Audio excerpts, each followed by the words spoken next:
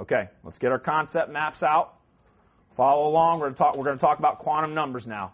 First thing you're going to want to do, guys, at the top of your concept map, put the definition of quantum numbers.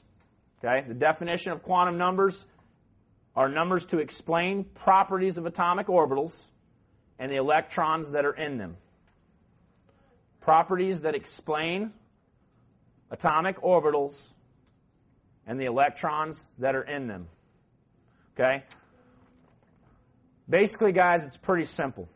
Quantum number sets include 4 numbers.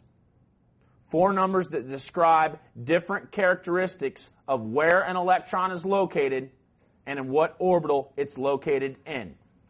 Okay? So instead of us writing this longhand version of where all these different electrons have, or where all these different electrons are located, we can use a quantum number set to kind of shorthand it.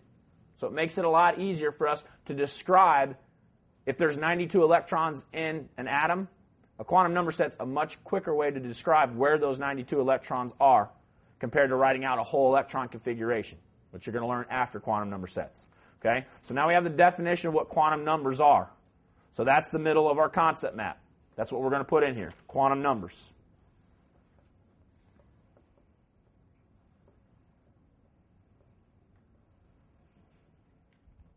Okay, there's 4 different classes of quantum numbers. Okay? The first one is called principal quantum number.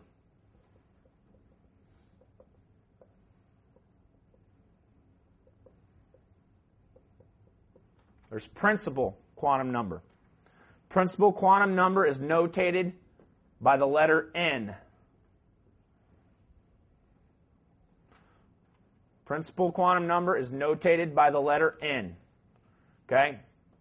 What principal quantum numbers tell us is, 1, they define the number of energy levels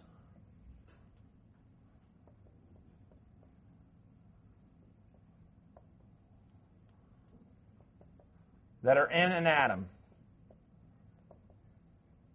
Principal quantum number defines the number of energy levels that are in an atom. Second thing, quantum numbers are relative, or principal quantum number is relative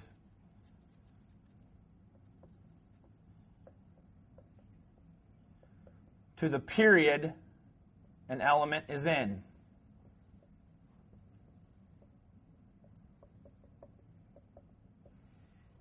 Principal quantum number is relative to the period that an element is in. Okay? Third thing principal quantum number does, it gives us a definition of how far away the outside electrons of an atom are in terms of location to the nucleus. It defines how far valence electrons lie from the nucleus.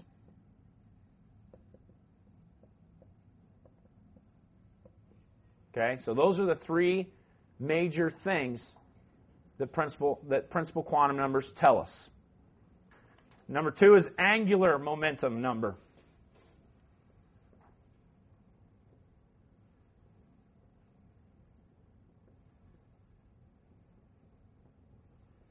Angular momentum number. It's notated by a lowercase l, cursive. Okay? Principal quantum number describes how far we are from the nucleus.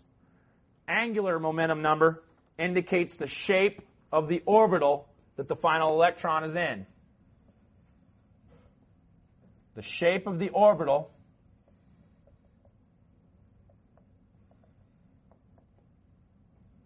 the final electrons are in. Here we go, guys. First example.